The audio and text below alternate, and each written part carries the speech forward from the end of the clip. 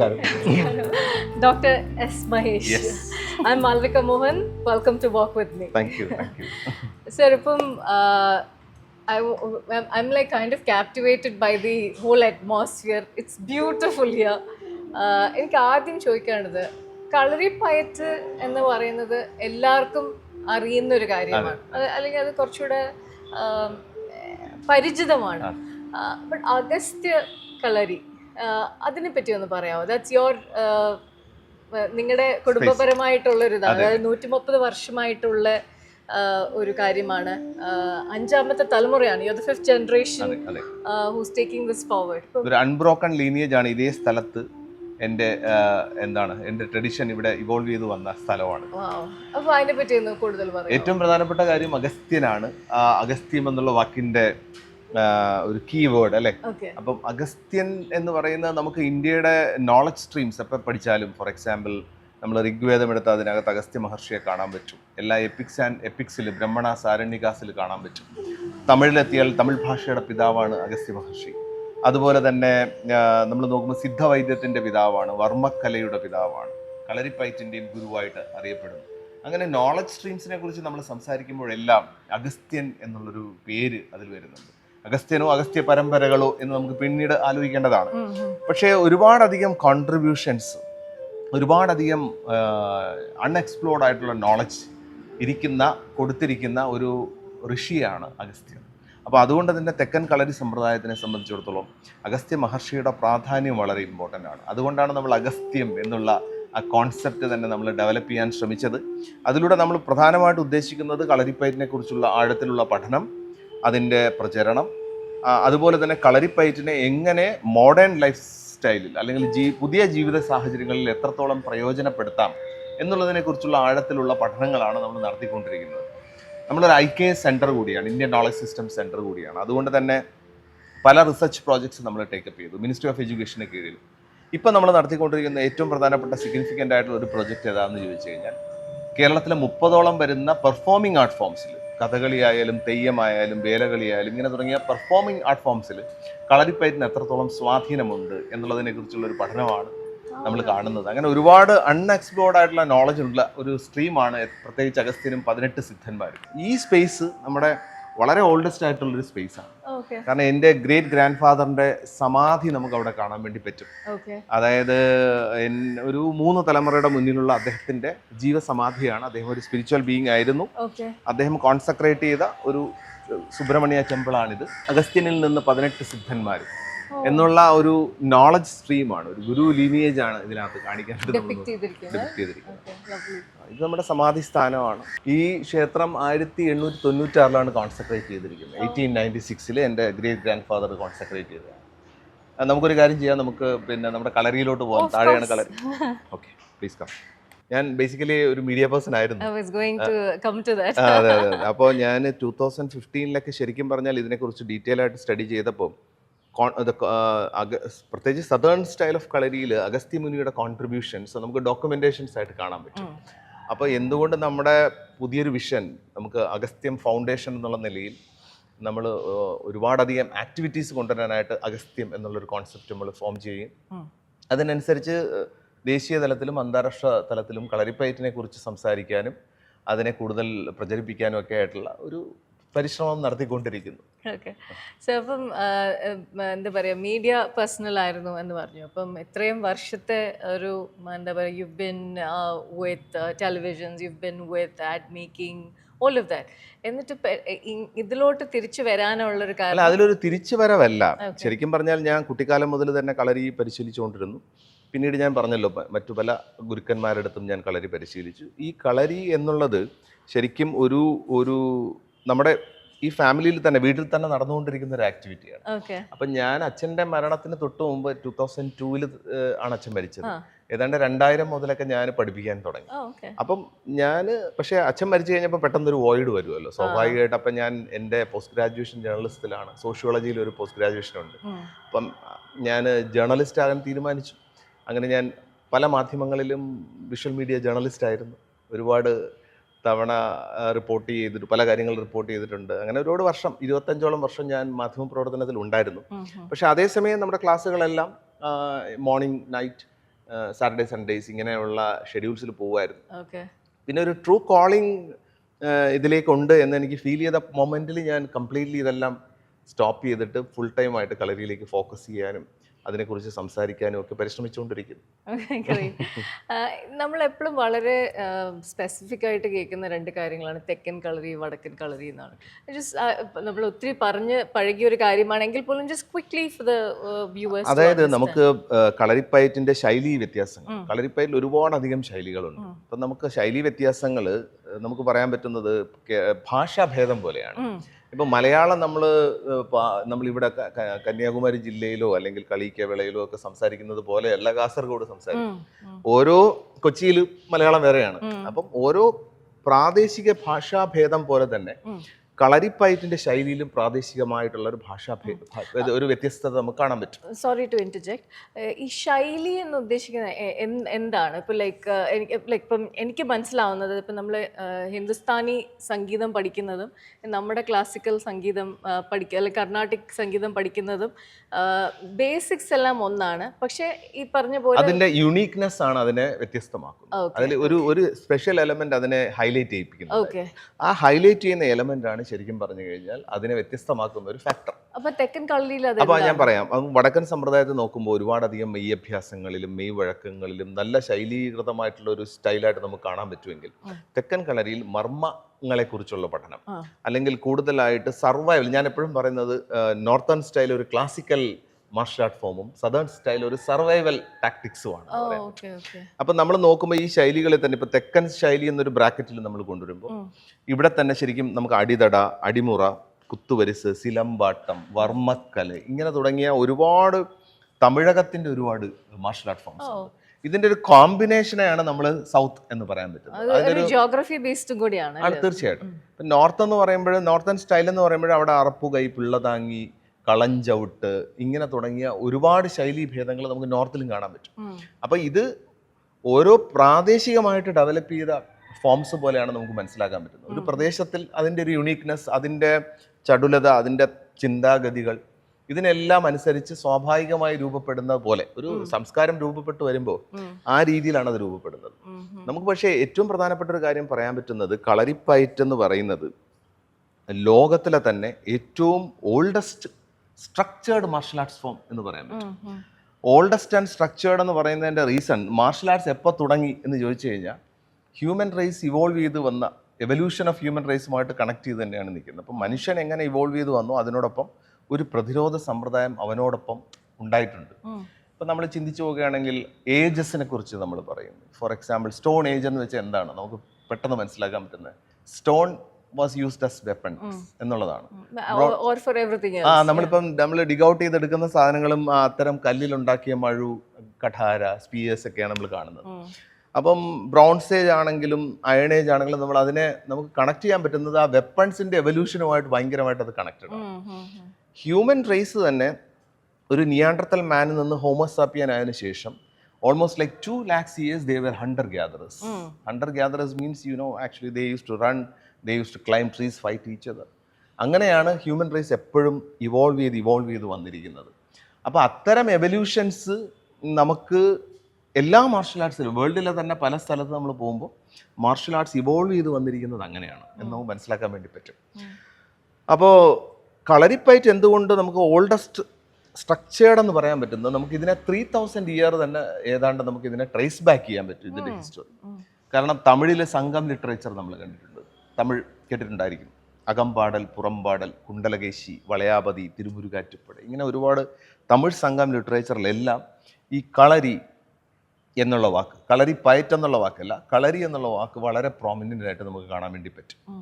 അപ്പം ആ വാക്ക് തന്നെ ദ്യോതിപ്പിക്കുന്നത് ഒരു പ്രൊഫൗണ്ട് സ്പേസ് എന്നാണ്. ആ പ്രൊഫൗണ്ട് സ്പേസിൽ നമ്മൾ ഫൈറ്റിംഗ് അല്ലെങ്കിൽ ഈ പറഞ്ഞ പോലെ കോമ്പാക്റ്റ് ആണ് പഠിക്കുന്നതെങ്കിൽ അത് കളരി പയറ്റായിട്ട് മാറിയതാണ്, അങ്ങനെ മാറിയതാണ്. അപ്പോൾ ആ കളരി എന്നുള്ള വാക്ക് ഹീറോസിൻ്റെ ആസ്പിറേഷൻ, ജീവിതത്തിൽ അവരെങ്ങനെ ആയിരിക്കണം എന്നുള്ളത്, അവരുടെ ആയുധങ്ങളെക്കുറിച്ച്, അവരുടെ സ്റ്റാൻസുകളെക്കുറിച്ച്, വീരത്വത്തിനെ കുറിച്ച് എല്ലാം നമുക്ക് സംഘം പാടലുകളിൽ കാണാൻ പറ്റും. അപ്പോൾ ഇതിൻ്റെ ഹിസ്റ്ററി നമുക്കൊരു ഓൾമോസ്റ്റ് ലൈക്ക് ഒരു 3000 year നമുക്ക് ട്രേസ് ബാക്ക് ചെയ്യാൻ പറ്റും. പിന്നെ കേരളത്തിലേക്ക് വന്ന ഒരുപാട് ട്രാവലേഴ്സ് ഉണ്ട്. ഫോർ എക്സാമ്പിൾ അബ്ദുൾ റസാഖ് സമർഖണ്ഡി, അദ്ദേഹം എംബറർ ഷാരൂഖിൻ്റെ ദൂതനായിരുന്നു. അദ്ദേഹം 1400s കേരളത്തിൽ വന്നത്. അദ്ദേഹം കളരിപ്പയറ്റിനെ കുറിച്ച് ഇതൊരു പ്രൊഫൗണ്ട് ലൈഫ് സ്റ്റൈലാണ് എന്ന് അദ്ദേഹം പറഞ്ഞു. അതുപോലെ തന്നെ ഡുറൈറ്റ് ബാർബോസ പോർച്ചുഗീസ് ട്രാവലറാണ്. അദ്ദേഹം കേരളത്തിൽ വന്നപ്പോഴും കളരിപ്പയറ്റ് ഒരു പ്രൊഫൗണ്ട് ലൈഫ് സ്റ്റൈലാണ്. അദ്ദേഹം അവിടെ ഏറ്റവും ആരോഗ്യവാന്മാരായ ഏറ്റവും ധൈര്യമുള്ള ഒരു തലമുറയെ കണ്ടു എന്ന് അദ്ദേഹം രേഖപ്പെടുത്തിയിട്ടുണ്ട്. അപ്പോൾ minimum from 10th century to 18th century കേരളത്തിൽ കളരിപ്പയറ്റ് വളരെ സ്ട്രോങ് ആയിട്ടുള്ള ഒരു പ്രസൻസ് കാണിച്ചിട്ടുണ്ട്. 1800s കളരി ബാൻ ചെയ്യപ്പെട്ടു, ബ്രിട്ടീഷ് ബാൻ ചെയ്തു. സോ അതിനുശേഷം കുറച്ചു കാലം ഒരു പ്രശ്നം ഉണ്ടായിരുന്നു. അപ്പൊ നമ്മൾ ലൈഫ് സ്റ്റൈലിനെ പറ്റി പറയുന്നുണ്ടായിരുന്നു. അതായത് ഇതൊരു ആർട്ട് ഫോമിനെക്കാട്ടിലും അതൊരു ലൈഫ് സ്റ്റൈലാണെന്നുള്ളത്. അപ്പം ഇതെപ്പോഴും അതായത് കളരിപ്പയറ്റ് എന്ന് പറയുന്ന ഒരു വിദ്യ, ഒരു ട്രഡീഷൻ, ഇപ്പം mother of all martial arts എന്നാ പറയുന്നത്, അല്ലെങ്കിൽ അത്രയും പഴക്കമുള്ള ഒരു ആർട്ട് ഫോം. ഇതിന് ഇന്നത്തെ ജീവിത ശൈലിയിൽ, അത് ഇപ്പം ഭയങ്കര സെഡൻറ്ററി ആയിട്ടുള്ളൊരു ലൈഫ് സ്റ്റൈലാണ് മോസ്റ്റ്, അങ്ങനെയല്ല നമ്മുടെ കാര്യം പറയാം. അപ്പം അങ്ങനത്തെ ഇന്നത്തെ ജീവിത ശൈലിയുമായിട്ട്, ആ ഒരു ലൈഫ് സ്റ്റൈലുമായിട്ട് how can you associate it, how എത്രത്തോളം അതിൻ്റെ ഇമ്പോർട്ടൻസ് ഉണ്ട്? രണ്ട് കാര്യങ്ങളാണ് നമ്മൾ അതിൽ മനസ്സിലാക്കേണ്ടത്. ഒന്ന് ലൈഫ് സ്റ്റൈൽ ആസ്പെക്ട്. അപ്പോൾ കളരിപ്പയറ്റ് ഒരു കംപ്ലീറ്റ് ട്രെയിനിങ് ആണ്. നമ്മൾ നോക്കുവാണെങ്കിൽ അതൊരു ഫങ്ഷണൽ ട്രെയിനിങ് പോലാണ് ഇരിക്കുന്നത്. ഫങ്ഷണൽ ട്രെയിനിങ് എന്ന് പറഞ്ഞു കഴിഞ്ഞാൽ അതൊരു ഒരു സ്ട്രോങ് കാർഡിയോവാസ്കുലർ എക്സസൈസ് ആണ് ഫസ്റ്റ് ഓഫ് ഓൾ. രണ്ട്, ഒരു റെസിസ്റ്റൻസ് ട്രെയിനിങ് ആണ്, മസിൽ ബിൽഡ് ചെയ്യുന്ന ട്രെയിനിങ് ആണ്. മൂന്ന്, ഫ്ലെക്സിബിലിറ്റി ട്രെയിനിങ് ആണ്. നാലെന്ന് പറയുന്നത് ഒരു ബോഡി ബാലൻസിങ് ആർട്ടാണ്. അപ്പോൾ ഇതിൻ്റെ ഒരു കോമ്പിനേഷൻ, ഒരു ഫങ്ഷണൽ ആയിട്ടുള്ള ട്രെയിനിങ് ആണ് നമുക്ക് കളരി കാണാൻ പറ്റുന്നത്. ഇത് നാലും ലൂസ് ചെയ്യുന്നതിനെയാണ് നമ്മൾ ഓൾഡ് ഏജ് എന്ന് പറയുന്നത്. ബോഡി ബാലൻസ് പോകുന്നു, വടി പിടിച്ച് നടക്കുന്നു, മസിൽ അട്രോഫി വരുന്നു, മസിൽസ് പോകുന്നു, പിന്നെ അതുപോലെ തന്നെ കാർഡിയോവാസ്കുലർ സ്ട്രെങ്ത് വളരെ വീക്കായി പോകുന്നു, ഫ്ലെക്സിബിലിറ്റി സീറോ ആവും. അതിനെയാണ് നമ്മൾ ഓൾഡ് ഏജ് എന്ന് പറയുന്നത്. അപ്പോൾ ശരിക്കും ഈ ഫങ്ഷണൽ ട്രെയിനിങ്, മോഡേൺ സയൻസസ് പറയുന്നത് ഈ തരം ഫങ്ഷണൽ ആയിട്ടുള്ള ട്രെയിനിങ്സിന് ശരിക്കും പറഞ്ഞാൽ നമ്മുടെ ലൈഫ് സ്റ്റൈൽ ഇഷ്യൂസിനെ ഒരു പരിധി വരെ പിടിച്ചു നിർത്താൻ പറ്റും. എസ്പെഷ്യലി നമ്മുടെ ലോഞ്ചിറ്റിവിറ്റി ഇരിക്കുന്നത് മസിൽസിന്റെ സ്ട്രെങ്തിലാണ്, ഒന്ന് അതിന്റെ ഫ്ലെക്സിബിലിറ്റിയിലും ഫേഷ്യയിലും ഒക്കെയാണ്. അപ്പോൾ അതിനെക്കുറിച്ചുള്ള സിഗ്നിഫിക്കൻറ്റ് സ്റ്റഡീസ് നടത്തുന്നു. അപ്പം ഞാൻ ചിന്തിച്ചു നോക്കിയത് ഏറ്റവും ബെസ്റ്റ് ഒരു ഓപ്ഷനാണ് നമുക്ക് ലൈഫ് സ്റ്റൈൽ ഡിസീസസിനെ ബാലൻസ് ചെയ്യാൻ പറ്റുന്നത്. അങ്ങനെ നമ്മൾ 2018 നല്ലുടൽ എന്ന് പറഞ്ഞൊരു പ്രോഗ്രാം കളരിയിൽ ഉണ്ടാക്കി. കാരണം കളരിയുടെ എൻട്രി ഏജ് കുട്ടികൾക്ക് ആയിരുന്നു, ജനറലി അങ്ങനെയാണ്.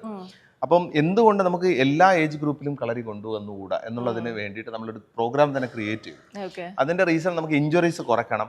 ഇപ്പം പല ലൈഫ് സ്റ്റൈൽ ഡിസോർഡേഴ്സുമായിട്ട് ആൾക്കാർ വരുന്നുണ്ടാവും. അപ്പോൾ അവരുടെ എല്ലാം എന്താണ് ഫിസിക്കൽ കണ്ടീഷൻസ് നമ്മൾ അനലൈസ് ചെയ്തിട്ട് വേണം നമുക്ക് അവരെ ട്രെയിനിങ് കൊടുക്കാൻ. അപ്പോൾ അത്തരത്തിൽ നമ്മൾ വളരെ സിഗ്നിഫിക്കൻ്റ് ആയിട്ടുള്ള ഒരു മൂവ്മെൻറ്റ് കൊണ്ടുവന്നു. അതിപ്പോൾ കളരി ഫോർ ഓൾ ഏജസ് ഇപ്പോൾ എല്ലായിടത്തേക്കും വ്യാപിച്ചു കഴിഞ്ഞിട്ടുണ്ട്. ഇപ്പോൾ ശരിക്കും ഒരുപാട് പേർക്ക് നമുക്ക് ഒരു നല്ല സപ്പോർട്ട് കൊടുക്കാൻ പറ്റുന്നുണ്ട്. രണ്ട് കാര്യങ്ങളാണ്. ഒന്നൊരു സ്ട്രോങ് പ്രൊഫൗണ്ട് മൈൻഡിനെ നമുക്ക് ക്രിയേറ്റ് ചെയ്യാൻ പറ്റുക.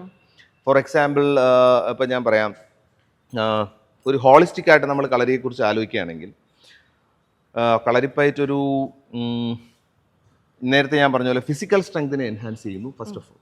രണ്ടാമത്തെ കാര്യം എന്താണ് ചെയ്യുന്നതെന്ന് ചോദിച്ചു കഴിഞ്ഞാൽ മെൻ്റലി നമ്മളെ കുറച്ചുകൂടെ ഫോക്കസ്ഡ് ആക്കുന്നു, ഇമോഷണലി നമ്മളെ ബാലൻസ്ഡ് ആക്കുന്നു, സ്പിരിച്വലി എലിവേറ്റ് ചെയ്യുന്നു. അപ്പോൾ ഇങ്ങനെ ഒരു ഹോളിസ്റ്റിക് അപ്രോച്ചും കളരിപ്പയറ്റിനുണ്ട്. എൻ്റെ നെക്സ്റ്റ് ക്വസ്റ്റ്യൻ അതായിരുന്നു. ഇതൊരു ഫിസിക്കൽ ആസ്പെക്റ്റിനെക്കാളും mind, like more than your body, it accentuates your mental spiritual wellbeing. അപ്പം അതിനു വേണ്ടി do you do anything extra or special, or is it part of all of this? No.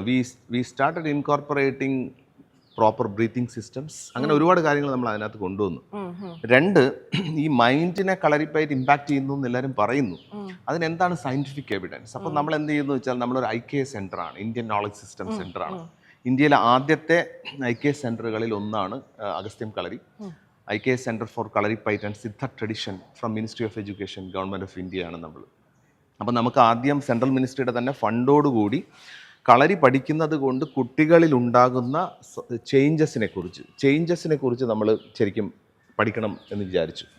അപ്പോൾ അതിന് വേണ്ടിയിട്ട് നമ്മൾ എന്ത് ചെയ്യുമെന്ന് പറഞ്ഞു കഴിഞ്ഞാൽ, ഒരു 400 കുട്ടികളെ കളരി എക്സ്റ്റെൻസീവായിട്ട് പഠിപ്പിച്ചു. 2 ഗവൺമെൻറ് സ്കൂള്, 2 പ്രൈവറ്റ് സ്കൂള്, 2 പിന്നെ എയ്ഡഡ് സ്കൂള്. എന്നിട്ട് നിഷ് അറിയാമല്ലോ, നിഷ് അഗെയിൻ സെൻട്രൽ മിനിസ്ട്രിയുടെ ഒരു ഓർഗനൈസേഷനാണ്. അതിലെ സൈക്കോളജിക്കൽ ടീമിനെ കൊണ്ട് ഇവരുടെ സൈക്കോളജിക്കൽ ചേഞ്ചസ് എന്താണ് എന്ന് ഗേജ് ചെയ്തു. അപ്പോൾ in 16 weeks of training confidence, fearlessness and self esteem improved a lot. So that means kalari is definitely changing your psychological nature aspect എന്നുള്ളതാണ്. അപ്പോൾ അതിന് നമ്മളിപ്പോൾ അതിൻ്റെ റിസൾട്ട്സിന് നമ്മൾ വെയിറ്റ് ചെയ്യുകയാണ്. കുറച്ചുകൂടെ കഴിയുമ്പോഴത്തേക്കും ഒരു പിയർ റിവ്യൂഡ് ആയിട്ടുള്ള ഒരു പബ്ലിക്കേഷനിലേക്ക് നമ്മൾ എത്തും. പക്ഷേ അനക്ഡോട്ട്ലി വി നോ നമുക്ക് ഇത്തരത്തിലുള്ള മെൻ്റൽ ഫാക്കൽറ്റീസിനെ ഇമ്പ്രൂവ് ചെയ്യാൻ ഭയങ്കരമായ ശക്തി കളരി പ്ലേറ്റിനുണ്ട് എന്ന് ഈ സ്റ്റഡി കൂടെ നമ്മൾ തെളിയിച്ചിരിക്കുകയാണ്. ഈ 4 ഫാക്ടേഴ്സ് ശരിക്കും പറഞ്ഞാൽ നമ്മുടെ രാജ്യം തന്നെ നേരിടുന്ന ഒരു വലിയ ചലഞ്ചാണ് ഇപ്പോൾ. അതാണ് എനിക്കതിൽ കൂടുതൽ സംസാരിക്കാനുള്ളത്. ഒന്നെന്ന് പറഞ്ഞത് ലാക്ക് ഓഫ് റെസീലിയൻസ്. അത് വലിയൊരു ഇമ്പോർട്ടൻറ്റ് ഫാക്ടറാണ്. അതിപ്പോൾ ഒരു ക്രൈസിസ് ആയിട്ട് മാറിക്കൊണ്ടിരിക്കുന്നു എന്ന് വേണമെങ്കിൽ നമുക്ക് പറയാം. അതിൻ്റെ കാര്യം എല്ലാ ദിവസവും 170 യങ്സ്റ്റേഴ്സാണ് ഇന്ത്യയിൽ സൂയിസൈഡ് ചെയ്യുന്നത്. 170 പേര്. ഓൾ ടുഗദർ ഒരു വർഷം ഒരു 60,000-70,000 youngsters we are losing every year. Sad ഫാക്റ്റാണ്. അപ്പോൾ അത് എന്തുകൊണ്ട് ലൂസ് ചെയ്യുന്നു എന്ന് ചോദിച്ചു കഴിഞ്ഞാൽ നമ്മുടെ കുട്ടികളിലെ റെസിലിയൻസ് ഇല്ലായ്മയാണ്. ചെറിയ കാര്യങ്ങൾക്കാണ് സൂയിസൈഡ് ചെയ്യുന്നത്. ചെറുതായിട്ട് ഒരു ബാക്ക് ഫെയർ കിട്ടും, എന്തെങ്കിലും തരത്തിലൊരു എക്സാംസിൽ വല്ലതും തോൽക്കുന്നു, അല്ലെങ്കിൽ ഒരു റിലേഷൻഷിപ്പ് ബ്രേക്കപ്പ് വരുന്നു. 60% റിലേഷൻഷിപ്പ് ഇഷ്യൂസാണ്. ഈവൻ ഇൻ ക്രീം മൈൻഡ്സ്, അതായത് IIT-കളിൽ ഇപ്പോഴത്തെ ഏറ്റവും വലിയ ബേണിംഗ് ഇഷ്യൂ എന്ന് പറയുന്നത് ഈ യങ്സ്റ്റേഴ്സിൻ്റെ സൂയിസൈഡ്സ് ആണ്. അപ്പോൾ അതിൽ റെസിലിയൻസ് ഇല്ലായ്മയാണ്. കളരിയിൽ നമ്മൾ എന്താണ് പഠിപ്പിക്കുന്നതെന്ന് വെച്ച് കഴിഞ്ഞാൽ to fall down and come back. ഇതാണ് നിങ്ങൾ കളരി പരിശീലിക്കാൻ തുടങ്ങുമ്പോൾ എപ്പോഴും താഴേക്ക് വീഴും, മുറിയും, വേദന എടുക്കും, but you should bounce back. ഈ ഒരു റെസിലിയൻസ് ഗെറ്റപ്പ്. അപ്പോൾ എപ്പോഴും സംഭവിക്കുന്നത് റെസിലിയൻസ് ഇല്ലായ്മ കൊണ്ട് സംഭവിക്കുന്നത് നമ്മൾ എപ്പോഴും ഫോൾ ഡൗൺ ആയി പോകും, പക്ഷെ തിരിച്ചെഴുന്നേറ്റ് വരാൻ പറ്റുന്നില്ല, അല്ലെങ്കിൽ ഒരുപാട് സമയം എടുക്കുന്നു, ഡിപ്രഷനിലേക്ക് പോകും. കുട്ടികൾ are not well equipped to understand how to bounce back. Correct. ഒരു എഡ്യൂക്കേഷൻ സിസ്റ്റവും അതിനൊരു സപ്പോർട്ട് കൊടുക്കുന്നില്ല. But Kalari is a very good solution. അതുകൊണ്ട് ഞാൻ എവിടെയൊക്കെ സംസാരിക്കുമ്പോഴും പറയുന്നത്, നിങ്ങൾ അവിടെയൊക്കെ ഉള്ള കളരികളെ നിങ്ങൾ ഐഡൻറ്റിഫൈ ചെയ്തെടുക്കുക, കുട്ടികളെ അവിടെ പോയി പഠിപ്പിക്കാനായിട്ടുള്ള അവസരങ്ങൾ ഉണ്ടാക്കുക. കാരണം ജീവിതത്തിലെ ചലഞ്ചുകളെ നേരിടാൻ ശരിക്കും പറഞ്ഞു കഴിഞ്ഞാൽ നമ്മളെ രക്ഷകർത്താക്കൾ ആരും കൂടെ ഉണ്ടാവണമെന്നില്ല. അവർ തനിയെ നേരിടണമെങ്കിൽ അവർക്ക് ഡെഫിനറ്റ്ലി ദേ നീഡ് റെസീലിയൻസ് എന്നുള്ളതാണ്. രണ്ടാമത്തെ ഫാക്ടർ ഫിയർലെസ്നെസ് ആണ്, അതായത് ഭയം. ഇപ്പോൾ സ്വാമി വിവേകാനന്ദൻ തന്നെ പറഞ്ഞിട്ടുണ്ട്, fear is the root cause of all miseries in the world എന്ന്. ലോകത്തിലെ എല്ലാ ദുഃഖങ്ങളുടെയും റൂട്ട് കോസ് എന്ന് പറയുന്നത് ഈസ് ഫിയർ എന്നുള്ളത്, ഭയമാണ്. ഇപ്പോൾ നമ്മൾ ഭയത്തിനെ ഡൈസെക്ട് ചെയ്താൽ അത് പെയിനിൽ നിന്നാണ് വരുന്നത്. ഒന്നുകിൽ മെൻ്റൽ പെയിൻ അല്ലെങ്കിൽ ഫിസിക്കൽ പെയിൻ വരും എന്നുള്ളതാണ് ഭയം, അല്ലേ? ആലോചിച്ചു. അപ്പം ആ ഫിയർലെസ് ആറ്റിറ്റ്യൂഡ് ഉണ്ടാക്കുക, സെൽഫ് എക്സ്പ്ലോർ ചെയ്യാനുള്ള ഓപ്പർച്യൂണിറ്റി ക്രിയേറ്റ് ചെയ്യുക, ദെൻ കോൺഫിഡൻസ് ബിൽഡ് ചെയ്യുക. ഇതൊക്കെയാണ് കളരിയുടെ ഒരു സൈക്കോളജിക്കൽ ആസ്പെക്ട്. അത് നമുക്ക് ശരിക്കും ഇന്ത്യയിൽ ആകമാനം എത്തിക്കേണ്ട ഒരു ഫാക്ടറാണ്. അതിന് ഒരുപാട് കൂട്ടായ പരിശ്രമങ്ങൾ ആവശ്യമുണ്ട്. ഇപ്പം ഇത്രയും സംസാരിച്ചതെന്ന് എനിക്ക് എൻ്റെ ഒരു ഡൗട്ട് വന്നതാണ്. നമ്മുടെ എല്ലാവരുടെയും ഒരു ബേസിക് ഇൻസ്റ്റിങ്ക്റ്റ് ആണ് റിഫ്ലെക്സ്, അല്ലേ? അപ്പം കളരി എത്രത്തോളം അത് ഇംപ്രൂവ്, അല്ലെങ്കിൽ കളരി പയറ്റ് എത്രത്തോളം അതിനെ ഇംപ്രൂവ് ചെയ്യുന്നു? എല്ലാ മാർഷൽ ആർട്ടിനും ഒരു ബേസിക് സയൻറ്റിഫിക് ആസ്പെക്റ്റ് ഉണ്ട്. എല്ലാ മാർഷൽ ആർട്ടിൻ്റെയും ഒരു ബേസിക് ഫാക്ടർ എങ്ങനെയാണെന്ന് വെച്ച് കഴിഞ്ഞാൽ, നമ്മൾ റിപ്പീറ്റഡ് ആയിട്ട് എന്ത് ആക്ഷൻ ചെയ്താലും, റിപ്പീറ്റഡ് ആയിട്ട് ചെയ്യുന്ന എല്ലാ ആക്ഷൻസും ബ്രെയിൻ ഒരു ന്യൂറൽ പാത്വേ ഉണ്ടാക്കിയിട്ട് നമുക്കൊരു മസിൽ മെമ്മറി ആയിട്ടാണ് അത് ഫോം ചെയ്യുന്നത്. സോ അപ്പോൾ നമ്മളൊരു തട പഠിക്കുന്നു, ഒരാൾ അടിക്കുമ്പോൾ നമ്മൾ ബ്ലോക്ക് ചെയ്യാൻ പഠിക്കുന്നു, ലോക്ക് ചെയ്യാൻ പഠിക്കുന്നു, അല്ലെങ്കിൽ പല രീതിയിൽ എസ്കേപ്പ് ചെയ്യാനുള്ള മൂവ്മെൻറ്റ്സ് നമ്മൾ റിപ്പീറ്റഡ് ആയിട്ട് പ്രാക്ടീസ് ചെയ്തുകൊണ്ടിരിക്കുന്നു over A period of time. ശരിക്കും അത് നമ്മുടെ മസിൽ മെമ്മറിയിൽ അത് ഉറച്ചിരിക്കും. അപ്പോൾ അങ്ങനെ ഒരു മൂവ്മെൻറ്റ് വരുമ്പം നമ്മുടെ കോൺഷ്യസ് മൈൻഡ് ആക്ട് ചെയ്യുന്നതിന് മുമ്പായിട്ട് നമ്മുടെ സബ് കോൺഷ്യസ് മൈൻഡിൽ നിന്ന് അത് ട്രിഗർ ചെയ്യാൻ പറ്റണം. അപ്പോൾ അതാണ് കളരിക്കകത്ത് ഉണ്ടാക്കാൻ പറ്റുന്ന ഏറ്റവും ബെസ്റ്റ് ഓപ്പർച്യൂണിറ്റി ആയിട്ട് എനിക്ക് കാണാൻ പറ്റുന്നത്. റിഫ്ലക്സ് ജനറേറ്റ് ചെയ്യുന്നു. പിന്നെ ഒരുപാട് സ്കിൽസ് ഉണ്ട്, നമുക്ക് പലതരത്തിലുള്ള സ്കിൽ സെറ്റ്സ് ഉണ്ട്. ഒരുപാട് പലരും അത് പലപ്പോഴും കളരി എന്ന് കാണുമ്പോൾ അവർ കളിയാക്കാനാണ് നോക്കുന്നത്, പഠിക്കാൻ നോക്കുന്നില്ല എന്നുള്ളതാണ് എൻ്റെ ഒരു വിഷമം ഞാൻ കാണുന്നത്. കാരണം നമ്മുടെ ഒരു സോഷ്യൽ മീഡിയയിലൂടെയും പലതിലൂടെയും പലപ്പോഴും പല നോളജ് ഷെയറിങ് ചെയ്യുമ്പോൾ നമുക്ക് കാണാൻ പറ്റുന്നൊരു കാര്യം, അതിനെ പഠിക്കാനോ അത് മനസ്സിലാക്കാനോ ഉള്ള ശ്രമം ഉണ്ടായാൽ നല്ലതായിരിക്കും എന്നാണ് എൻ്റെ ഒരു ഫീലിംഗ്. നമ്മൾ ഓൾസോ സംസാരിച്ചു മർമ്മങ്ങളെ പറ്റി. ഇപ്പോൾ ഈ ചൂണ്ടാണി മർമ്മം അല്ലെങ്കിൽ മർമ്മവിദ്യ, ഇതൊക്കെ കളരിയുടെ ഒരു വലിയ ഭാഗമല്ലേ? അതെ, തീർച്ചയായിട്ടും. Can you tell me more about that? അതായത് ഏറ്റവും പ്രധാനപ്പെട്ട കാര്യം, പ്രത്യേകിച്ച് സദേൺ സ്റ്റൈൽ ഓഫ് കളരിയിൽ ഞാൻ നേരത്തെ പറഞ്ഞു മർമ്മങ്ങളിൽ അധിഷ്ഠിതമായിട്ടാണ് നമ്മുടെ ലേണിംഗ്. അപ്പം നമ്മളൊരു ഫിസിക്കൽ പ്രാക്ടീസസ് അല്ലെങ്കിൽ ശരീരത്തിൻ്റെ മെയ് ഒരുക്കങ്ങളൊക്കെ നമ്മൾ ചെയ്യുന്നു, അല്ലെങ്കിൽ മെയ് അഭ്യാസങ്ങളൊക്കെ ചെയ്യുന്നു. അതിനുശേഷം നമുക്ക് ഇവിടെ കാണാൻ പറ്റും ഒരുപാട് വെപ്പൺസ് കാണുന്നുണ്ടല്ലോ. ഒരു ചെറുവടികൾ, അല്ലെങ്കിൽ ഷോർട്ട് സ്റ്റാഫ്സ്, അല്ലെങ്കിൽ ലോങ് സ്റ്റാഫുകൾ, അല്ലെങ്കിൽ നൈഫുകൾ, സ്പിയേഴ്സ്, ഇങ്ങനെ തുടങ്ങിയ ഡൈവേഴ്സ് ആയിട്ടുള്ള വെപ്പൺസ് നമ്മൾ കളരിയിൽ പ്രാക്ടീസ് ചെയ്യും. ഊർമിയൊക്കെ കണ്ടില്ല, ഫ്ലെക്സിബിൾസും ആണ്. അപ്പോൾ ഇതെല്ലാം നമ്മൾ പ്രാക്ടീസ് ചെയ്തതിന് ശേഷം നമ്മൾ എത്തുന്ന ഒരു റേഞ്ചാണ് നമ്മൾ പ്രഷർ പോയിന്റ്സിനെ കുറിച്ച് ലേൺ ചെയ്യാനായിട്ടുള്ള ഒരു പോസിബിലിറ്റി. അപ്പോൾ ആ പ്രഷർ പോയിന്റ്സിനെ കുറിച്ച് നമ്മൾ മനസ്സിലാക്കി കഴിയുമ്പോൾ നമ്മുടെ ശരീരത്തിലെ 108 പ്രഷർ പോയിന്റ്സിനെ കുറിച്ചാണ് പഠിക്കുന്നത്. അപ്പോൾ അതിൽ പടുവർമ്മസ്ഥാനങ്ങൾ എന്ന് പറയുന്ന 12 വൈറ്റൽ പോയിന്റ്സ്, അല്ലെങ്കിൽ വളരെ ഫേറ്റൽ പോയിന്റ്സ് നമുക്ക് പറയാൻ പറ്റും. അങ്ങനെ 12 പോയിന്റ്സിനെ കുറിച്ച് പറയുന്നുണ്ട്. തൊടുമർമ്മസ്ഥാനങ്ങൾ എന്ന് പറയുന്ന 96 പോയിന്റ്സിനെ കുറിച്ച് പഠിക്കാൻ പറ്റുന്നുണ്ട്. തട്ടുവർമ്മങ്ങൾ എന്ന് പറയുന്നത് നമുക്ക് ഡിഫെൻസ് ചെയ്യാനുള്ള 8 മെത്തേഡ്സിനെ കുറിച്ച് പറയുന്നുണ്ട്. അതുകൂടാതെ തന്നെ മെയ്തീണ്ടക്കാലം എന്ന് പറയുന്ന നമ്മൾ ഫിസിക്കൽ ബോഡി ടച്ച് ചെയ്യാതെ തന്നെ ആൾക്കാരെ ഹോൾഡ് ചെയ്യാൻ പറ്റുന്നു എന്നുള്ളതിനെക്കുറിച്ച് നമ്മുടെ തമിഴ് ഗ്രന്ഥങ്ങളിലൊക്കെ കാണാൻ പറ്റുന്നുണ്ട്. ഞാൻ ഈ റീസെൻ്റ്ലി അഗസ്ത്യരുടെ മർമ്മക്കണ്ണാടി എന്ന് പറയുന്ന പുസ്തകം അത് ഇംഗ്ലീഷിലേക്ക് ട്രാൻസ്ലേറ്റ് ചെയ്തു. നമ്മൾ 2 വർഷം സമയമെടുത്തു. ഒരുപാട് ലാംഗ്വേജ് ബാരിയേഴ്സ് ഉണ്ട്, ഡീപ്പായിട്ടുള്ള പല നോളജ് സ്ട്രീംസ് അതിനകത്ത് ഒളിച്ചിരിക്കുന്നുണ്ട്. അപ്പോൾ അതുകൊണ്ട് തന്നെ ചില എക്സ്പേർട്സിൻ്റെ ഹെൽപ്പ് എടുത്തു. പക്ഷേ നമ്മൾ 2 വർഷം സമയം കൊണ്ട് അത് ട്രാൻസ്ലേറ്റ് ചെയ്തു. നാഷണൽ എഡ്യൂക്കേഷൻ പോളിസിയുടെ ആനുവൽ മീറ്റിങ്ങിൽ ആ പുസ്തകം റിലീസ് ചെയ്തിട്ടുണ്ട്. മറ്റൊരു കാര്യം ഞാൻ when I was reading up about you, ഞാൻ വായിച്ചതാണ് അകം എന്ന് പറയുന്ന ഒരു മെഡിറ്റേഷൻ രീതിയെ കുറിച്ച്. അപ്പോൾ അതൊരു ശൈവ വേ ഓഫ് മെഡിറ്റേഷൻ ആണെന്നും അത് മറ്റു മെഡിറ്റേഷനിൽ നിന്ന് വളരെ വേറിട്ടതാണെന്നും എനിക്ക് മനസ്സിലായി. Can you explain more about that? അതായത് നമ്മൾ ഏറ്റവും അൺഎക്സ്പ്ലോർഡ് ഏരിയയാണ് നമ്മുടെ സിദ്ധമാർഗങ്ങൾ, എസ്പെഷ്യലി അഗസ്ത്യരും 18 സിദ്ധന്മാരും എന്ന് പറയുന്ന ഒരു ടവറിങ് ഇൻ്റലക്ട്സ് ആണ് നമ്മുടെ സൗത്തിലുള്ള. അതിനെക്കുറിച്ച് വളരെയധികം നമ്മൾ സ്റ്റഡി ചെയ്യുകയാണെങ്കിൽ തമിഴ്നാട്ടിൽ ഒരുപാട് നോളജ് ഉണ്ടെങ്കിലും ഇന്ത്യയിൽ ജനറലായിട്ട് ഈ 18 സിദ്ധാസിനെ കുറിച്ച് അറിയില്ല. അപ്പോൾ അവരുടേതായ ധ്യാനമാർഗങ്ങൾ, അവരുടേതായ ജ്ഞാനമാർഗങ്ങൾ, അവരുടേതായ ആൽക്കെമി പ്രോസസ്സുകൾ, അവരുടേതാണ് സിദ്ധവൈദ്യം. അഗസ്ത്യനാണ് സിദ്ധവൈദ്യത്തിൻ്റെ പിതാവ് എന്നറിയപ്പെടുന്നത്. വേൾഡ് സിദ്ധ ഡേ ഒക്കെ അഗസ്ത്യരുടെ ബർത്ത്ഡേയിലാണ് വെച്ചിരിക്കുന്നത്. അപ്പോൾ ഇങ്ങനെ നമ്മൾ നോക്കുമ്പോൾ ഒരുപാടധികം അൺഎക്സ്പ്ലോർഡ് ഏരിയാസ് ഉണ്ട്. അപ്പം പ്രത്യേകിച്ച് വാസിയോഗം, അത് നമ്മൾ തമിഴിൽ മാത്രം കാണാൻ പറ്റുന്ന യോഗമാർഗ്ഗങ്ങളാണ്. അപ്പം അകം എന്ന് പറയുന്നത് സിദ്ധമാർഗത്തിലൂടെ നമുക്ക് മെഡിറ്റേറ്റ് ചെയ്യാൻ പറ്റുന്ന ഒരു പ്രോസസ്സാണ്. അകം എന്നുള്ള വേർഡ് ആക്ച്വലി നമ്മൾ കൊടുത്ത വാക്കാണ്, കാരണം അതിനൊരു പേര് കൊണ്ടുവരാൻ വേണ്ടിയിട്ട്. അകം മീൻസ് എങ്ങനെയാണ് നമ്മുടെ അകം, ഉൾവശം, ഉള്ള്, അത് ഏറ്റവും നല്ലതാവുന്നത് അതിനനുസരിച്ച് നമ്മുടെ പുറമേ ഉള്ള എല്ലാ കാര്യങ്ങളും നല്ലതാവുമല്ലോ സ്വാഭാവികമായിട്ട്. അപ്പോൾ അത്തരത്തിൽ നമ്മൾ മോർ ദാൻ ഒരു 2000-ഓളം പേരെങ്കിലും നമ്മൾ ഇനിഷ്യേറ്റ് ചെയ്ത് കാണും. പല ബാച്ചുകളിലായിട്ട് കഴിഞ്ഞ 5-6 വർഷങ്ങളായിട്ട് നമ്മൾ ഇനിഷ്യേറ്റ് ചെയ്യുന്നു. ഇപ്പോൾ റീസെൻ്റ്ലി ഞാനിപ്പം മാവൂൽ ഇൻഡോറിൽ പോയിരുന്നു. അവിടെ നമ്മളൊരു വലിയ ഗ്രൂപ്പുമായിട്ട് അഡ്രസ്സ് ചെയ്തിരുന്നു. അത്തരത്തിലുള്ള നമുക്ക് ശരിക്കും ഒരു സെൽഫ് ട്രാൻസ്ഫോർമേഷൻ പോസിബിലിറ്റിയാണ് നമ്മളെ മനസ്സിലാക്കിയാൽ ഉണ്ടാകുന്നത്. ഞാൻ എപ്പോഴും പറയാം, നമുക്ക് നമ്മുടെ മെനു എന്ന് പറയുന്നത് നമുക്കറിയില്ല എന്നുള്ളത് നമ്മളെപ്പോഴും പറയാറുണ്ട്. നമ്മളൊരു മൊബൈൽ യൂസ് ചെയ്യണമെങ്കിൽ ഇത് എങ്ങനെയൊക്കെ ഉപയോഗിക്കാൻ നമുക്കറിയാലോ. അപ്പം നമുക്ക് നമ്മളുടെ പൊട്ടൻഷ്യൽ എന്താണ്, ഏതൊക്കെ രീതിയിൽ നമുക്ക് ഇവോൾവ് ചെയ്യാൻ സാധ്യതകളുണ്ടെന്ന് നമ്മൾ എത്രത്തോളം ആത്മപരിശോധന നടത്തിയിട്ടുണ്ട്. നമ്മളെ തന്നെ ആക്സസ് ചെയ്യാനുള്ള പവർ നമ്മൾ ഉണ്ടാക്കിയെടുക്കാന്നല്ല, പവർ ഇസ് ദെയർ, നമ്മളത് റിയലൈസ് ചെയ്യുന്നില്ല. അപ്പം അതിനുള്ളൊരു ടെക്നിക്കാണ് എല്ലാ യോഗമാർഗ്ഗങ്ങളും, എല്ലാ മെഡിറ്റേറ്റീവ് പ്രോസസ്സുകളും ഒക്കെ അതിൻ്റെ ഒരു ഭാഗമാണ്. അപ്പോൾ നമുക്ക് നമ്മളെ നന്നായി മനസ്സിലാക്കാൻ കഴിയുമ്പോൾ ചുറ്റുപാടുമുള്ള നമ്മൾ വിചാരിക്കുന്ന പല പ്രശ്നങ്ങളുണ്ടല്ലോ, ഈ പറയുന്ന സ്ട്രെസ്, സ്ട്രെയിൻ എന്ന് പറയുന്നത്, ഗ്രഡ്ജൈറ്റിസ്, അതായത് ഗ്രഡ്ജ്, ഒരാളൊരു കാര്യം ചെയ്യുമ്പോൾ മറ്റൊരാളിനുണ്ടാകുന്ന ഒരു ഗ്രഡ്ജ്, ഇങ്ങനെ തുടങ്ങിയ ഒരുപാട് ആസ്പെക്ട്സിനെ കുറിച്ചുള്ള ഒരു ഇൻസൈറ്റ് അല്ലെങ്കിൽ ഒരു പേഴ്സ്പെക്റ്റീവിൽ നല്ലൊരു മാറ്റം നമുക്ക് കൊണ്ടുവരാൻ വേണ്ടി പറ്റും. Next thing I want to ask you about is your Shakti initiative. ഞാൻ ഒത്തിരി വായിച്ചു അതിനെ പറ്റി. Better than me saying it, I would like to hear it from U.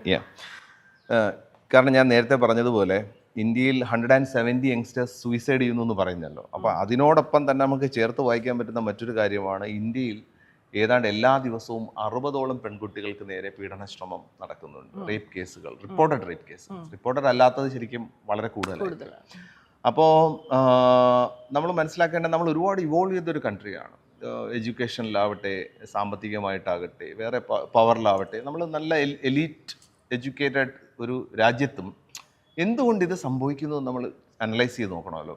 അപ്പം ഈ 60 ഗേൾസ് എന്ന് പറയുമ്പോൾ അതും ഒരു ഇയർ കണക്കെടുക്കുമ്പോഴത്തേക്കും 50,000 60,000 നമ്പേഴ്സ് നമുക്ക് റിപ്പോർട്ടഡ് കേസ് തന്നെ വരുവാണ്. അപ്പോൾ എന്തുകൊണ്ടത് സംഭവിക്കുന്നു എന്ന് വെച്ചാൽ നമ്മുടെ ഒരു എഡ്യൂക്കേഷൻ സിസ്റ്റത്തിലും ഇത്തരം ഒരു സാഹചര്യത്തിനെ നേരിടാനുള്ള ഒരു തരത്തിലുള്ള സ്കിൽസും പഠിപ്പിക്കുന്നില്ല, പ്രിപ്പറേഷൻസും നമ്മൾ കൊടുക്കുന്നില്ല. അപ്പോൾ ഏറ്റവും പ്രധാനപ്പെട്ട ഒരു കാര്യം, നമുക്കൊരു ചെറിയ ആരെങ്കിലും നമ്മൾ അറ്റാക്ക് ചെയ്യാൻ വരുമ്പോൾ ഒരു നാച്ചുറൽ ഇൻസ്റ്റിങ്ക്റ്റ് ഉണ്ട്. അതിൻ്റെ പേര് നമ്മൾ ഫ്ലൈറ്റ് ഫൈറ്റ് റെസ്പോൺസുകൾ എന്ന് പറയും. ഒന്നുകിൽ ഓടി രക്ഷപ്പെടണം, അല്ലെങ്കിൽ തിരിച്ച് ഫൈറ്റ് ബാക്ക് ചെയ്യണം. ഫൈറ്റ് ബാക്ക് ചെയ്യണമെങ്കിൽ നമ്മൾ കുറച്ച് ട്രെയിൻഡ് ആയിരിക്കും, അല്ലെങ്കിൽ അറ്റ്ലീസ്റ്റ് ഓടി രക്ഷപ്പെടണം, നമുക്ക് ആന്റിസിപ്പേറ്റ് ചെയ്യാൻ പറ്റണം. ഇതൊക്കെയാണ് ആ ഫൈറ്റ്. പലരും ആ ഒരു സിറ്റുവേഷനിൽ ഫ്രീസ് ആവുകയാണ്, അല്ലെങ്കിൽ എന്ത് ചെയ്യണം എന്നുള്ളത്. അപ്പോൾ മോസ്റ്റ്ലി സംഭവിക്കുന്നത് ഫ്രീസ് മോഡിലായി പോകുന്നു എന്നുള്ളതാണ്. They don't know how to react എന്നുള്ള. ഇപ്പോൾ ഒരു ചെറിയ എക്സാമ്പിൾ ഞാൻ പറയാം. നമ്മളെപ്പോഴും ശക്തിയിൽ നമ്മൾ പറയുന്ന ഒരു എക്സാമ്പിളാണ്. ഇപ്പോൾ ഒരാൾ ഇങ്ങനെ പെട്ടെന്ന് പിടിച്ചു, എന്ത് ചെയ്യും? ഈ ആലോചിക്കുന്ന സമയമാണ്. ഈ ആലോചിക്കുന്ന സമയത്തിനാണ് നമ്മൾ ഫ്രീസ് മോഡ് എന്ന് പറയുന്നത്. അപ്പം ആ ആലോചിക്കുന്ന സമയം കൊണ്ട് പലർക്കും പലതും ചെയ്യാൻ പറ്റും. എന്തുകൊണ്ട് ആ ചിന്തയിലേക്ക് വരുന്നു എന്ന് വെച്ചാൽ നമ്മുടെ സബ് കോൺഷ്യസിലോ നമ്മൾ ലേൺ ചെയ്ത സ്കിൽസിലോ ഇത് ഇല്ലാത്തത് കൊണ്ടാണ് നമ്മളിങ്ങനെ ആലോചിച്ചുകൊണ്ട് നിൽക്കുന്നത്. അപ്പം നമ്മൾ സിമ്പിളായിട്ടൊരു കളരിയിലൊരു ടെക്നിക്ക് കൊടുക്കാറുണ്ട്. അതിൻ്റെ പേരാണ് നമസ്തേ എന്ന് പറയുന്നത്. എന്ന് വെച്ചാൽ ഇപ്പം നമ്മൾ 2 കൈകൾ ക്ലോസ് ചെയ്ത് സ്ട്രോങ് ആയിട്ട് പിടിക്കുക. ഞാൻ ഈ 2 കൈ ഇങ്ങനെ ക്ലോസ് ചെയ്യുക, തിരിച്ചിങ്ങനെ എടുക്കുക, കട്ട് ചെയ്തിട്ട് പറയാം നമസ്തേ. സിമ്പിളായിട്ട് പറയാൻ പറ്റും. സോ ഇതൊരു സ്കില്ലാണ്. അപ്പോൾ അല്ലെങ്കിൽ ഒരാൾ 2 കൈ വെച്ച് പിടിക്കുന്നു, 2 കൈ കൊണ്ട് സ്ട്രോങ് ആയിട്ട് പിടിക്കും. അപ്പോഴും വീണ്ടും നമുക്ക് നമസ്തേ പറയാം. കൈ നേരെ ഉള്ളിലോട്ട് കൊണ്ടുപോകാം, സേ നമസ്തേ, സിമ്പിൾ. അപ്പോൾ ഈ ഒരു റെസ്പോൺസ് റേറ്റ് എങ്ങനെ ഒരു സിറ്റുവേഷനിൽ റെസ്പോണ്ട് ചെയ്യണം എന്നുള്ള പെൺകുട്ടികൾക്ക് അറിയില്ല. അപ്പോൾ അതിനുവേണ്ടി നമ്മൾ 2021 മുതൽ നമ്മളൊരു ശക്തി വർക്ക്ഷോപ്സ് കൊണ്ടുവന്നു. ഇതൊരു ഭയങ്കരമായിട്ട് കളരിപ്പയറ്റ് പഠിപ്പിക്കുകയോ സെൽഫ് ഡിഫെൻസ് സ്കില്ലുകൾ നമ്മൾ ഒരുപാട് പഠിപ്പിക്കുന്നുണ്ട്. പക്ഷെ അതൊക്കെ അതിനപ്പുറം ഈ ഫ്രീസ് മോഡിൽ നിന്ന് എങ്ങനെ ഫ്ലൈറ്റ് ടു ഫൈറ്റ് മോഡിലേക്ക് അവർക്ക് എത്താം, എങ്ങനെ നമുക്ക് ഇൻസ്പയർ ചെയ്യാം, കുട്ടികൾക്ക് കുറച്ച് കാര്യങ്ങൾ ഇങ്ങനെ പഠിച്ചാൽ നന്നായിരിക്കുമെന്ന് ഇൻസ്പയർ ചെയ്യാം എന്നുള്ളൊരു തോട്ട് പ്രോസസ്സിൽ നിന്നാണ് അത് തുടങ്ങിയത്. ഇതുവരെ നമ്മൾ ഇന്ത്യയിൽ ആകമാനം ട്രാവൽ ചെയ്ത് ഇപ്പോൾ ലാസ്റ്റ് മാവോയിൽ 450 ഗേൾസ് ആണ് വന്നത്. അപ്പോൾ ഇതുപോലത്തെ വലിയ പ്രോഗ്രാംസിലൂടെ നമ്മളിപ്പോൾ 16,000 ഗേൾസിനെ നമ്മൾ ഇതുവരെ ട്രെയിൻ ചെയ്തിട്ടുണ്ട്. എക്യുപ്പ് ചെയ്തു എന്നല്ല, ഇൻസ്പയർ ചെയ്തു എന്നേ പറയാൻ പറ്റും. എക്യുപ്ഡ് ആവണമെങ്കിൽ അവർ കൂടുതൽ പ്രാക്ടീസ് ചെയ്യണം. ഇപ്പൊ ഇവിടെ ഇങ്ങനെ ഇരിക്കുന്ന ആയുധങ്ങൾ, വെപ്പൺസ് എല്ലാം കണ്ടിട്ട് എനിക്ക് എപ്പോഴും എനിക്ക് തോന്നിയിട്ടുള്ള കാര്യമാണ്, കളരി എന്ന് പറയുമ്പോൾ എല്ലാവരും ഇമ്മീഡിയറ്റ്ലി അവർക്ക് വേണ്ടത് ഉറുമി ഉപയോഗിക്കാൻ പഠിക്കും. അതിനൊരു വശ്യതയുള്ളൊരു വെപ്പൺ ആണെന്ന് എനിക്ക് എപ്പോഴും തോന്നിയിരുന്നു. അപ്പം അതിലോട്ടുള്ള ജേർണി അതൊരു എന്താ പറയുക, അതൊരു ഒരു ലോങ് ജേർണിയാണ് അല്ലെ, ഒരു ഇന്റൻസ് ജേർണിയാണ്. അതായത് നമുക്ക് എത്രത്തോളം ഡെഡിക്കേറ്റഡ് ആണെന്നുള്ളതാണ് ഒരു കാര്യം. നമുക്ക് ടൈം സ്പാനിനെ കുറിച്ച് പറയാൻ പറ്റുമെങ്കിലും ഒരാൾ എത്രത്തോളം ഡെഡിക്കേറ്റഡ് ആയിട്ട് ഒരു നോളജ് പഠിക്കുന്നു അതിനനുസരിച്ച് അവർക്ക് അതിലേക്ക് എക്യുപ്ഡ് ആവാൻ പറ്റും. അപ്പം പക്ഷേ ഫൗണ്ടേഷൻസ് നമുക്ക് വളരെ ഇമ്പോർട്ടൻ്റ് ആണ്. നമുക്ക് ഫൗണ്ടേഷൻ ഇല്ലാതെ എന്ത് പഠിച്ചിട്ടും കാര്യമില്ല. ഇപ്പം നമ്മളിപ്പോൾ ഫോർ എക്സാമ്പിൾ ഇപ്പോൾ ഈവൻ ഒരു സ്പോർട്സ്, റെസ്ലിംഗ്, അല്ലെങ്കിൽ ഏത് തരത്തിൽ ഇപ്പോൾ ഒരു ജാവലിൻ ത്രോ, ഒരു സ്പോർട്സ് ഇവന്റ് തന്നെ നമുക്ക് എടുത്തു നോക്കാം. ഇല്ലെങ്കിൽ നിങ്ങളൊരു IT ഇൻഡസ്ട്രിയിൽ ചെയ്യുന്ന ഒരു കാര്യമാവട്ടെ, അല്ലെങ്കിൽ ഇപ്പോൾ ഫോർ എക്സാമ്പിൾ ഇപ്പോൾ ക്യാമറ ഹാൻഡിൽ ചെയ്യുന്നവരാവട്ടെ, ഇവരെ ഫൗണ്ടേഷണലായിട്ട് ആ ക്യാമറയുടെ ടെക്നിക്കാലിറ്റീസിൽ ഏതൊക്കെ ലെൻസുകൾ നമ്മൾ ഉപയോഗിക്കുന്നു, എന്തൊക്കെ ലെൻസസ് കൊണ്ട് എന്തൊക്കെ പ്രയോജനമുണ്ട്, അല്ലെങ്കിൽ ഇത് വെച്ച് നമുക്ക് എന്തൊക്കെ ഷോട്ട്സ് നമുക്ക് ക്രിയേറ്റ് ചെയ്യാം എന്നുള്ള ആ ഫൗണ്ടേഷണൽ നോളജാണ് അയാളെ നല്ലൊരു സിനിമാറ്റോഗ്രാഫറാക്കിയിട്ട് എക്യുപ്ഡ് ആക്കുന്നത്. അതുപോലെ നമ്മൾ എല്ലാ കാര്യത്തിലും ഡീപ്പ് റൂട്ടായിട്ട് നമ്മൾ മനസ്സിലാക്കി കഴിഞ്ഞാൽ അതിൽ നിന്ന് ഫൗണ്ടേഷനിൽ നിന്ന് നമുക്ക് എന്തും ബിൽഡ് ചെയ്യാം എന്നുള്ളതാണ്. അപ്പോൾ കളരി ഒരു ലോങ് ഡിസിപ്ലിനാണ്. അതൊരു ഈ പറയുന്നത് പോലെ ഒരു ഫിസിക്കൽ പ്രാക്ടീസസിൽ നിന്ന് തുടങ്ങിയാൽ അത് പിന്നെ പലതരത്തിലുള്ള ആയുധങ്ങളൊക്കെ നല്ല രീതിയിൽ പരിശീലിച്ച് വന്നാൽ നന്നായിരിക്കും എന്നുള്ളതാണ്. അതുകൊണ്ട് തന്നെ നമ്മളൊരു ടീച്ചേഴ്സ് ട്രെയിനിങ് പ്രോഗ്രാം അതും 2018 നമ്മൾ സ്റ്റാർട്ട് ചെയ്തു. അതായത് നമ്മുടെ ഒരു സമ്പ്രദായമായിട്ട് തന്നെ തുടങ്ങി പല ശൈലികൾ എക്സ്പീരിയൻസ് ചെയ്തും അതിൻ്റെ ഏറ്റവും നല്ല എസൻസുകൾ കൊണ്ടും നമ്മൾ ഉണ്ടാക്കിയ ഒരു അക്കാഡമിക്സിൽ നിന്നുള്ള ടീച്ചേഴ്സ് ട്രെയിനിങ് പ്രോഗ്രാം ഒരു 3 ലെവലാണ്. 1 ഇയർ കൊണ്ടൊരു ഫൗണ്ടേഷണൽ ലെവലും, പിന്നെ വെപ്പൺസും ഈ മർമ്മങ്ങളെ കുറിച്ചൊക്കെ പഠിക്കുന്ന ഒരു ഡീപ്പ് കളരിയെ കൂടുതൽ മനസ്സിലാക്കാനുള്ളൊരു പോസിബിലിറ്റി ആയിട്ട്. So do people come to you to learn that to teach further or for their own understanding? രണ്ട് രീതിയിലും. കളരിയിൽ നമുക്ക് കുറച്ചുകൂടെ ഡീപ്പായിട്ട് സ്റ്റഡി ചെയ്യണം എങ്കിൽ ഓപ്റ്റ് ചെയ്യാൻ, ടീച്ചേഴ്സ് ട്രെയിനിങ് പ്രോഗ്രാം ഓപ്റ്റ് ചെയ്യാൻ പറ്റും. അല്ലെങ്കിൽ നമുക്കൊരു കരിയർ ബിൽഡ് ചെയ്യണമെന്ന് വെച്ചോളൂ, അതിനകത്തൊരു പോസിബിലിറ്റി കിടപ്പുണ്ട്. കാരണം കളരിപ്പയറ്റ് ഇപ്പം നല്ല രീതിയിൽ പ്രചരിച്ചു വരുന്നു, നാഷണൽ ഗെയിംസിലുണ്ട്, അതുപോലെ തന്നെ ഖേലോ ഇന്ത്യ നാഷണൽ ഗെയിംസിലൊക്കെ വന്നിട്ടുണ്ട്. അതിന് എസ്പെഷ്യലി കേരള കളരിപ്പയറ്റ് അസോസിയേഷൻ നല്ല രീതിയിൽ അതിനു വേണ്ടി ഒരു എഫേർട്ട് എടുത്തിട്ടുണ്ട്. അപ്പോൾ അത്തരത്തിലൊക്കെ ഒരു സ്പോർട്സ് ഇവൻ്റ് ആയിട്ടൊക്കെ വന്ന സാഹചര്യത്തിൽ അപ്പോൾ അതിനെ നമുക്ക് നല്ല രീതിയിൽ ഒരുപാട് സാധ്യതകൾ വന്നിട്ടുണ്ട് യുവാക്കൾക്കിടയിൽ. മറ്റൊരു കാര്യം എനിക്ക് അറിയേണ്ടത്, ഇതിപ്പോൾ ഒരു എന്താ പറയുക, ഭയങ്കര ഇൻറ്റൻസ് ഒരു കല അല്ലെങ്കിൽ ഒരു ശാസ്ത്രം ആണ് കളരിപ്പയറ്റ്. ഇപ്പം ഇതിനൊരു പെർഫോമിംഗ് ആർട്സ് ആയിട്ടും കൂടെ കൺവേർട്ട് ചെയ്ത് ആൾക്കാരുടെ ഇൻട്രസ്റ്റ് പിടിച്ചെടുക്കാനായിട്ട് ഇദ്ദേഹം ഒത്തിരി ശ്രമിച്ചിട്ടുണ്ട്. അത് എല്ലാ കളരി ഗുരുക്കന്മാരും ശ്രമിക്കുന്നുണ്ട്. കാരണം ഇത് വെറുമൊരു പെർഫോമിംഗ് ആർട്ട് മാത്രമല്ല, പക്ഷെ ജനങ്ങളുടെ ഇടയിൽ നമുക്കിത് പ്രചരിപ്പിക്കാനും ഇത് എന്താണ് എന്ന് കാണിക്കാനും പെർഫോമൻസിന്റെ ആവശ്യമുണ്ട്. പല ഫാക്ടേഴ്സാണ്, ഒരു ഫാക്ടർ മാത്രമല്ല. അപ്പം അതിന് വേണ്ടിയിട്ട് പെർഫോമൻസ് നമ്മൾ ചെയ്തു. ഈവൻ നമ്മൾ ഇന്ത്യ ഗോട്ട് ടാലന്റിലൊക്കെ പങ്കെടുത്തു. ഇന്റർനാഷണലി നമ്മൾ മൾട്ടിപ്പിൾ രാജ്യങ്ങളിൽ പോയിരുന്നു. ഇന്ത്യയിൽ പല ഭാഗത്തും പെർഫോം ചെയ്യുന്നു. ഒരുപാട് കളരി അഭ്യാസികളും ഗുരുക്കന്മാരും എല്ലാം ഇത് തന്നെ ചെയ്യുന്നുണ്ട്, പെർഫോമൻസ് അവർ ചെയ്യുന്നുണ്ട്. പക്ഷെ ഇതൊരു പെർഫോമൻസിൽ മാത്രം ഒതുങ്ങി നിൽക്കേണ്ട ആർട്ടല്ല എന്ന് നമുക്കറിയാം. പക്ഷേ പല കീ ഫാക്ടേഴ്സ് ഉണ്ട്, പല ആസ്പെക്ട്സിൽ നിന്നാണ് നമ്മൾ. കാരണം ഇന്ത്യയെ തന്നെ നമ്മൾ നോക്കുമ്പോൾ 80% ഇന്ത്യക്കാർക്കും കളരിപ്പയറ്റുണ്ട് എന്നറിയില്ല, ഫസ്റ്റ് ഓഫ് ഓൾ. പക്ഷേ ഈ 80% ഇന്ത്യൻ പോപ്പുലേഷൻ എടുത്ത് നോക്കി അവർക്ക് കരാത്തയും കുങ്ഫുവും ജൂഡോയും അറിയാം. കാര്യം എന്ന് പറഞ്ഞു കഴിഞ്ഞാൽ ചൈനീസ് മാർഷൽ ആർട്ടുകൾ അവർ അത്രത്തോളം പ്രചരിപ്പിച്ചു. ഇന്ത്യയിൽ നമുക്ക് ഇന്ത്യക്കാർക്ക് തന്നെ കരാത്തെ എന്ന് പറഞ്ഞാൽ അവർക്ക് കറക്റ്റായിട്ട് അറിയാൻ പറ്റും. പക്ഷെ കളരിപ്പയറ്റ് എന്ന് പറഞ്ഞാൽ ഇങ്ങനെ ആലോചിക്കുന്ന ഒരുപാട് നോർത്ത് ഇന്ത്യൻസിനെ ഞാൻ കണ്ടിട്ടുണ്ട്. അപ്പം എന്തുകൊണ്ടെന്ന് പറഞ്ഞാൽ അതിനൊരു പ്രോപ്പറായിട്ടുള്ള പ്രചരണം ആവശ്യമുണ്ട്. അപ്പം ചിലപ്പോൾ പെർഫോമൻസുകൾ അതിന് ഹെൽപ്പ് ചെയ്യും. ലൈഫ് സ്റ്റൈൽ എന്നുള്ള നിലയിൽ കളരിയെ യൂട്ടിലൈസ് ചെയ്യാൻ പറ്റും. പുതിയൊരു നല്ല ജീവിത ശൈലി ഉണ്ടാക്കിയെടുക്കാൻ പറ്റും. അങ്ങനെ ഒരുപാട് വാർ ടാക്ടിക്സിന് ഒരുപാട് സാധ്യതകളുള്ള ടെക്നോളജീസ് ഉണ്ട്. ഇപ്പം ഞാൻ എപ്പോഴും സംസാരിക്കുന്ന ഒരു പോയിന്റാണ് ഈ വാറിയർ സ്പിരിറ്റിനെ കുറിച്ച്. കാരണം ഇന്ത്യയിൽ നമുക്ക് തിരിച്ചു കൊണ്ടുവരേണ്ട ഒരു കാര്യമാണ് ഈ ക്ഷാത്രവീര്യം അല്ലെങ്കിൽ വാറിയർ സ്പിരിറ്റ് എന്ന് ഞാൻ പറയും. ഈ ക്ഷാത്രവീര്യം എന്ന് കേൾക്കുമ്പോൾ അതൊരു റിലീജിയൻ എന്നുള്ളതല്ല എൻ്റെ ഒരു അർത്ഥം, അല്ലെങ്കിൽ അങ്ങനെ വേ ഓഫ് ലൈഫ് എന്നുള്ളതാണ്. എന്തുകൊണ്ട് അതിൻ്റെ ആവശ്യം എന്ന് പറഞ്ഞു കഴിഞ്ഞാൽ വളരെ സിമ്പിളായിട്ട് നമ്മൾ നോക്കുവാണെങ്കിൽ നമുക്ക് പ്രതികരണശേഷി നമുക്ക് നഷ്ടപ്പെട്ടു നമ്മുടെ തലമുറയിൽ, പ്രത്യേകിച്ച് സൊസൈറ്റിയിൽ. ഇപ്പോൾ ഒരാൾ നമ്മുടെ ഫ്രണ്ടിൽ നടന്നു പോകുമ്പോൾ ഒരു ചെറിയ പ്രശ്നം ഉണ്ടായാൽ പോലും നമ്മളെ തിരിഞ്ഞു നോക്കാതെ പോകുന്ന ആൾക്കാരെയാണ് ഇഗ്നോർ ചെയ്യണം. വാറിയർ സ്പിരിറ്റ് എന്ന് പറഞ്ഞാൽ ഞാൻ ഈ ട്രാവൽ ചെയ്തപ്പോൾ എനിക്ക് മനസ്സിലായ ഒരു കാര്യം, ഇന്ത്യയിലെ തന്നെ പല മോണ്യുമെന്റ്സ് എടുത്ത് നോക്കുക, വാറിയേഴ്സ് ക്രിയേറ്റഡ് സിവിലൈസേഷൻസ്. ഏത് സിവിലൈസേഷൻസ് എടുത്ത് നോക്കിയാലും അത് പടുത്തുയർത്തിയിരിക്കുന്നത് യോദ്ധാക്കളാണെന്ന് നമുക്ക് മനസ്സിലാക്കാൻ പറ്റും. ഇപ്പോൾ നമ്മൾ കാണുന്ന പിരമിഡ്സ് നോക്കുക, അല്ലെങ്കിൽ ഇന്ത്യയിലെ പല ബൃഹദേശ്വര ടെമ്പിൾ നോക്കുക, പല ക്ഷേത്രങ്ങൾ നോക്കുക, ഇതെല്ലാം ഉണ്ടാക്കിയിരിക്കുന്നതിൻ്റെ പിറകിൽ ഒരു യോദ്ധാക്കളുടെ ശക്തിയെ കാണാൻ പറ്റും. നമ്മളിപ്പോൾ എല്ലാവരും വളരെ സമാധാനമായിട്ടിരിക്കുന്നതിൻ്റെ ഒരു റീസൺ നമ്മുടെ അതിർത്തികളിൽ കാവൽ നിൽക്കുന്ന യോദ്ധാക്കളുടെ ശക്തി കൊണ്ട് മാത്രമാണ്. ആ പ്രൊട്ടക്ഷൻ നമുക്കുണ്ടെന്നുള്ളൊരു ഫീലിംഗ് ആണ്. 2 വാറിയേഴ്സാണ് ശരിക്കും പറഞ്ഞാൽ ചരിത്രം എഴുതിയിരിക്കുന്നത്. 80% ചരിത്രവും യോദ്ധാക്കളെ കുറിച്ചാണ്. അപ്പം ദ സ്പിരിറ്റ് ഓഫ് വാറിയർ എന്ന് വെച്ചാൽ ഇപ്പം നമ്മുടെ സൊസൈറ്റിയിൽ ഒരു ആവശ്യം വരുമ്പോൾ എല്ലാവരും പിന്നിലേക്ക് പോകുമ്പോൾ സംബഡി ഷുഡ് കം ഫോർവേഡ്. സമൂഹത്തിൻ്റെ റെസ്പോൺസിബിലിറ്റി എടുക്കുന്ന, ഒരു സമൂഹത്തിൻ്റെ ഉത്തരവാദിത്വം ഏറ്റെടുക്കാൻ പറ്റുന്ന ഒരു യുവതലമുറ നമുക്ക് വാർത്തെടുക്കണമെങ്കിൽ, ചലഞ്ചിങ് വേൾഡിൽ നമുക്ക് പല കാര്യങ്ങളും കോമ്പീറ്റൻ്റായിട്ട് ഫേസ് ചെയ്യാൻ പറ്റുന്ന ഒരു തലമുറയെ വാർത്തെടുക്കണമെങ്കിൽ ആ വാറിയർ സ്പിരിറ്റ് ഷുഡ് റിവൈവ് എന്നുള്ളതാണ്. അപ്പോൾ അത് നമ്മൾ നോക്കിയാൽ അറിയാം. നമ്മുടെ തന്നെ ഗോഡ്സ് വി വർഷിപ്പ് നമ്മൾ നോക്കിയാൽ എല്ലാവരും ആയുധം പിടിച്ചിരിക്കുന്നതാണ് കാണാൻ പറ്റുന്നത്. ഫോർ എക്സാമ്പിൾ ഇപ്പോൾ ശിവനെ നോക്കുകയാണെങ്കിൽ അദ്ദേഹത്തിൻ്റെ കയ്യിൽ ഒരു ട്രിഡൻ്റ് ഉണ്ട്, പിനാകമുണ്ട്, ഇതുണ്ട്. കാളിയുടെ കയ്യിൽ ഒരു ഖഡ്ഗമുണ്ട്, സുദർശന ചക്രം ഉണ്ട്, രാമൻ്റെ കയ്യിൽ കോദണ്ഡമുണ്ട്. അപ്പം ഇതൊന്നുമില്ല നമുക്ക് ഗോഡ്സിനെ കാണാൻ പറ്റും, വിഷ്വലൈസ് ചെയ്യാൻ തന്നെ പറ്റുന്നില്ല. ആ ഐക്കണോഗ്രാഫി കാണിക്കുന്നത് ഇപ്പം ഞാൻ ഇന്റർനാഷണലി നോക്കിയാൽ ഇപ്പോൾ റോമിലാണെങ്കിൽ റോമൻ ഗോഡ്സ് ഉണ്ട്, മാർസ്, സിയൂസ്, ജുപ്പിറ്റർ, ഇവരുടെ എല്ലാം കയ്യിൽ ഒരു വെപ്പൺ പിടിച്ചിരിക്കുന്നു. അപ്പോൾ ആ വെപ്പണും ആ ഐക്കണോഗ്രാഫിയും കാണിക്കുന്നത് ദേ വെയർ വാറിയേഴ്സ് എന്നുള്ളതാണ്. ധർമ്മത്തിന് വേണ്ടിയിട്ട് പടപൊരുതിയ ആൾക്കാരാണ് ഗോഡ്സ് ആയിട്ട് നമ്മൾ കാണുന്നതും. അവരിൽ നിന്ന് we are expecting some kind of protection. അതുകൊണ്ടാണ് അവർ ഗ്ലോറിഫൈഡ് ഗോഡ്സ് ആയിട്ട് ഇരിക്കുന്നത് എന്ന് നമുക്ക് കാണാൻ വേണ്ടി പറ്റും. ഇപ്പം നമ്മുടെ എല്ലാ എപ്പിക്സും വാറിയർ സ്പിരിറ്റിലാണ് ബിൽഡപ്പ് ചെയ്തിരിക്കുന്നത്. രാമായണത്തിൽ യുദ്ധമില്ലെങ്കിൽ വോറിയർ സ്പിരിറ്റ് ഇല്ലെങ്കിൽ രാമായണം ഇല്ല. മഹാഭാരതത്തിലെ എല്ലാ എപ്പിസോഡുകളിലും നമുക്ക് യുദ്ധവും വോറിയർ സ്പിരിറ്റും കാണാൻ പറ്റും. ഇത് രണ്ടും ഇല്ലെങ്കിൽ എപ്പിക്സ് ഇല്ല. അപ്പോൾ ആ സ്പിരിറ്റ് ഓഫ് വോറിയർ നമ്മുടെ അകത്തുണ്ട്. പക്ഷേ ആ ഒരു വോറിയർ വർക്ക്ഷിപ്പും നമ്മുടെ ഉള്ളിൽ ഉണ്ട് എന്നാണ് ഇത് കാണിക്കുന്നത്.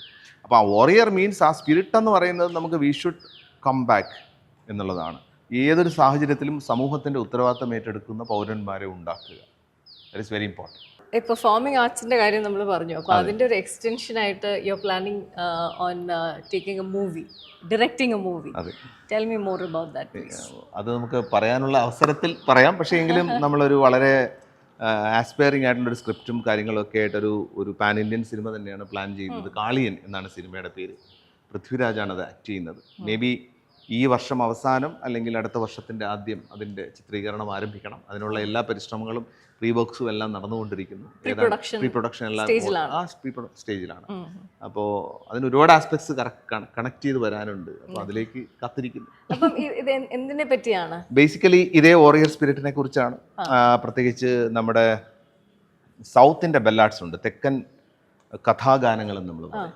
ഇപ്പം നമ്മൾ നോർത്തേൺ ബെല്ലാഡ്സ് പോലെ സദേൺ ബെല്ലാഡ്സിലെ ഹീറോയിസത്തിനെ കുറിച്ചും അതിലെ അൺസങ് ഹീറോസിനെ കുറിച്ചൊക്കെ പാടുന്ന ഒരു കഥയാണ്. Oh, lovely. On that note, thank you so much for spending so much time with me. I really appreciate your time. Thank you.